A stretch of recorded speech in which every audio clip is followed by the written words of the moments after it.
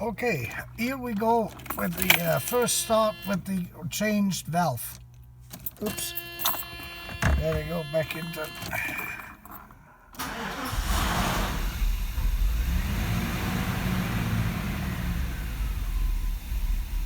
Yeah. You can see how this bounces still. That thing is stuck.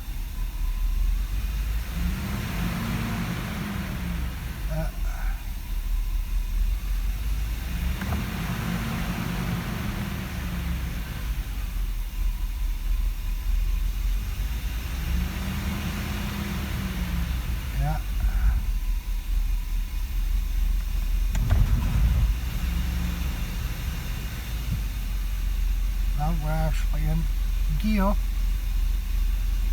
That's better. Let's come out. Now it is holding it. Now it is still bouncing around. Yeah. Yeah. This will have to be replaced. So even with the soaking, this is how good it's going to get.